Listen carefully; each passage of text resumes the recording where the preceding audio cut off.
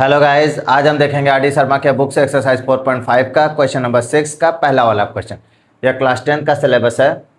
इस क्वेश्चन में आपको एक क्वाड्रेटिक इक्वेशन दिया गया है जिसमें से हमें k की वैल्यू फाइंड आउट करनी है और k की वैल्यू उस शर्त पे फाइंड आउट करनी है कि क्वाड्रेटिक इक्वेशन जो हमें दिया गया है उसके रूट्स कैसे हो जाएं, इक्वल हो जाएं। अब हमें पता करना पड़ेगा क्या कि जब रूट्स इक्वल होते हैं तो होता क्या है एक्चुअल में क्या होता है, डिस्क्रिमिनेंट क्या हो जाता है, आपका जीरो हो जाता है। क्लियर है?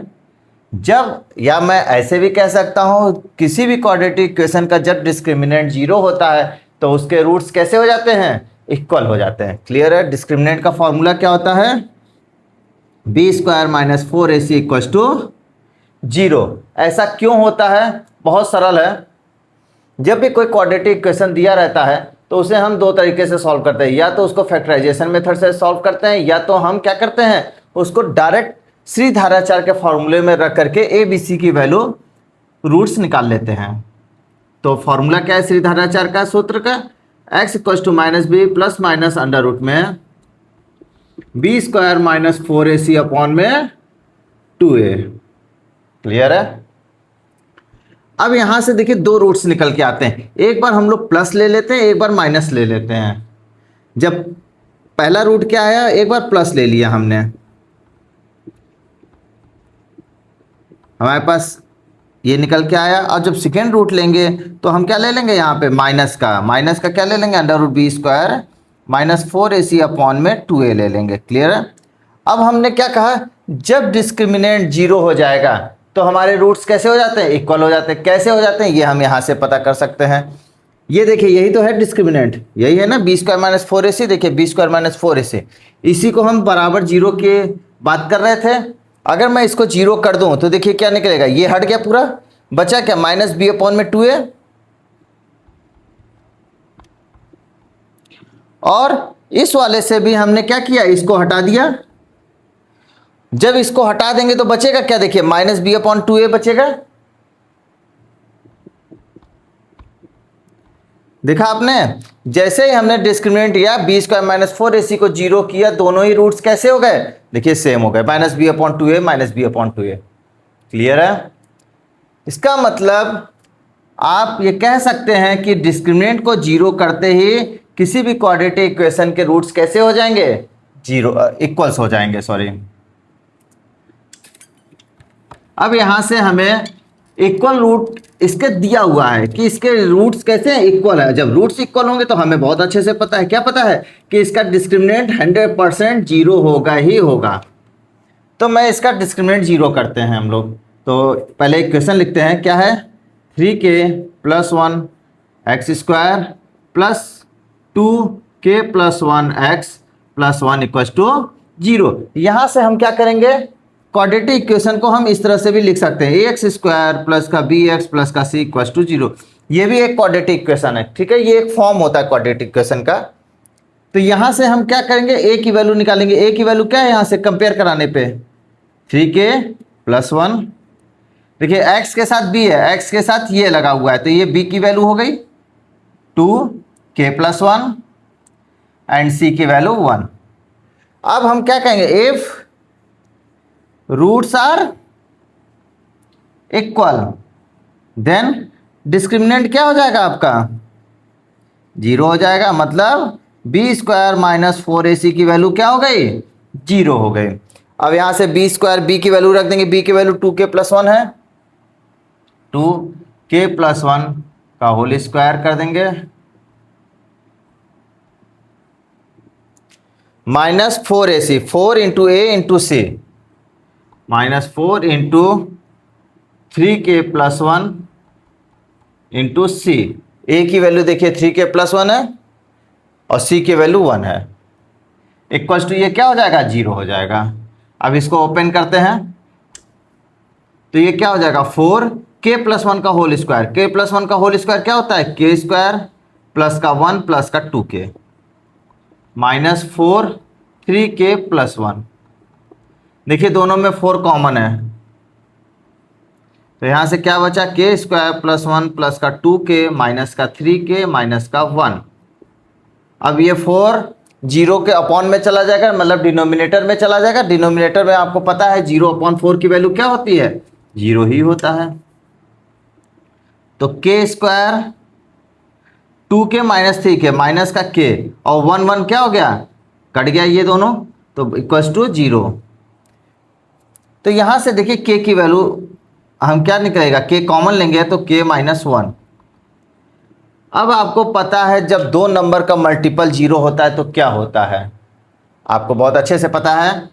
हमने प्रीवियस वीडियो में हमने बात भी किया है इस पे कि जब दो नंबर, मान लीजिए a और b है, दो नंबर का मल्टीपल अगर 0 है, क्लियर है, तो या तो दोनों नंबर 0 होंगे तभी दोनों का मल्टीपल 0 आ सकता है, या तो दोनों में से कोई एक 0 होगा, क्लियर है। या तो a 0 होगा तो 0 इंटू बी 0 होगा, या तो b 0 होगा तो a इंटू 0 इक्वल टू 0। मतलब आपने क्या समझा कि अगर दो नंबर का मल्टीपल 0 है तो दो ही केस हो सकता है, या तो दोनों में से कोई एक 0 होगा या तो दोनों 0 होंगे। अदरवाइज कोई ऐसा कंडीशन नहीं है जिसपे दो नंबर का मल्टीपल 0 आ जाए। तो यहां से हमें क्या पता चला कि k या k -1 दोनों में से कोई एक 0 होगा या दोनों 0 होगा। ये मैं क्यों समझा रहा हूं,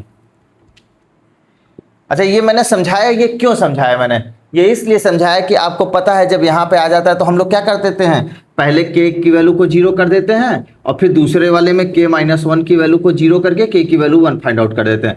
अब कोई आपसे पूछ दिया कि ऐसा क्यों किया आपने, क्यों k की वैल्यू को 0 किया या k -1 की वैल्यू को 0 किया, तो आप कह सकते हैं क्या कि दो नंबर का मल्टीपल अगर 0 है तो दोनों में से कोई एक 0 या दोनों 0 होना मस्ट है, इसलिए मैंने k को 0 किया है या k -1 को 0 किया है।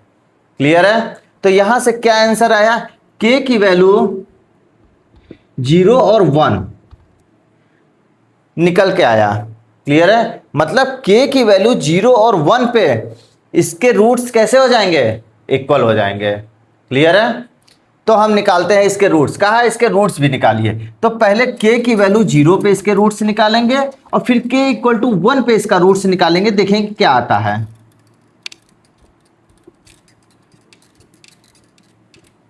ठीक है, इसके रूट्स निकालते हैं। पहले किस पे निकालेंगे, k इक्वल टू 0 पे रूट्स निकालेंगे। If k equal to 0, first वाला लिया हमने, इफ k इक्वल टू 0, तो यहां 0 रख दीजिए। 0 रखा हमने, पहले इक्वेशन ही लिख देते हैं, 3k + 1 x स्क्वायर प्लस का 2k + 1 x। अब यहां पे k की वैल्यू 0 रख दीजिए, 0 + 1 x प्लस 2 0 + 1 x + 1 = 0। तो यहां से क्या आया इक्वेशन, x + 2 × 2x, यहाँ x स्क्वायर है सॉरी, प्लस का 1 = 0। अब ये आपको दिख रहा होगा x + 1 का होल स्क्वायर है। ठीक है, और आपको पता है जब भी किसी क्वाड्रेटिक इक्वेशन का क्या डिस्क्रिमिनेंट 0 हो या रूट्स इक्वल हो तो वो हमेशा कैसा होता है, परफेक्ट स्क्वायर बनता है। तो देखिए x + 1 का ये क्या हो गया, परफेक्ट स्क्वायर बन गया। क्लियर है, तो यहां से आपका क्या आया, इसको देखिए इस तरह से सॉल्व करेंगे, x + 1 × x + 1 = 0। तो यहां से देखिए रूट सेम हो गया कि नहीं। एक बार इसको अगर मैं लूंगा तो x + 1 = 0 करूंगा तो यहां से क्या आएगा, चलिए इधर कर लेते हैं। पहला लिया क्या, x + 1 = 0, तो यहां से x की वैल्यू -1, और यहां से फिर दूसरे वाले में x + 1 की वैल्यू क्या कर रखेंगे, 0, तो x की वैल्यू -1। देखिए दोनों में रूट्स कैसा आ गया, सेम आ गया। मतलब अगर k की वैल्यू 0 है तो इसका रूट्स क्या होगा, x की वैल्यू -1, -1, मतलब दोनों सेम होंगे।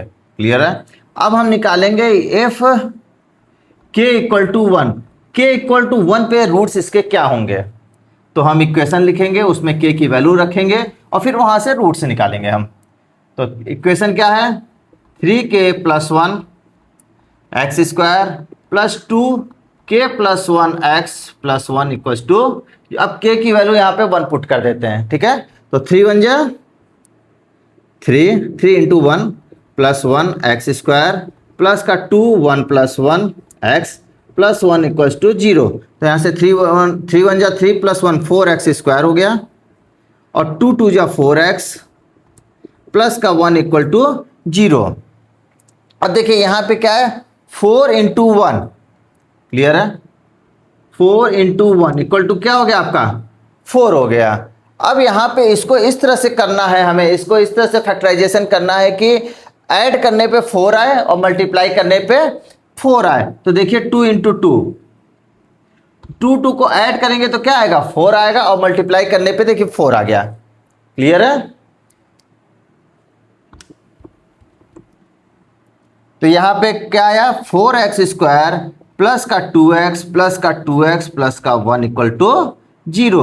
तो यहां से क्या बना देखिए 2x कॉमन ले लीजिए तो 2x प्लस 1 और प्लस 1 कॉमन लिया हमने तो 2x प्लस 1 का इक्वल टू 0। तो यहां देखिए क्या आया 2x प्लस 1 और 2x प्लस 1। यहां देख रहे हैं आपको 2x प्लस 1 का होल स्क्वायर है ये। क्लियर है? 2x प्लस 1 का होल स्क्वायर है।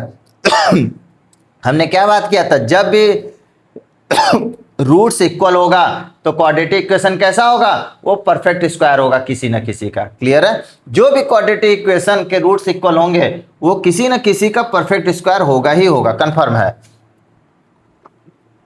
तो यहां से हम कैसे निकालते हैं, एक बार इसको 0 एक बार इसको 0 करते हैं। क्यों करते हैं ये हमने अभी थोड़ी देर पहले पता किया था। तो 2x प्लस 1 इक्वल टू 0 करेंगे तो x की वैल्यू -1/2 और सेकेंड वाले केस में भी फिर हम 2x प्लस 1 इक्वल टू 0 करेंगे तो x की वैल्यू -1/2। देखिए दोनों के केस में क्या है, सेम है रूट्स। क्लियर है? तो यहां से हमारे पास 4 रूट आए या कह सकते हैं 2 रूट आए। जब k इक्वल टू 0 है तो x की वैल्यू -1 x की वैल्यू -1, 2 रूट आए -1 और -1। और जब k की वैल्यू 1 था तो हमारे पास 2 रूट आया क्या, -1/2 और -1/2। क्लियर है? आई होप आप लोग को बहुत अच्छे से समझ में आया होगा। Thank you guys.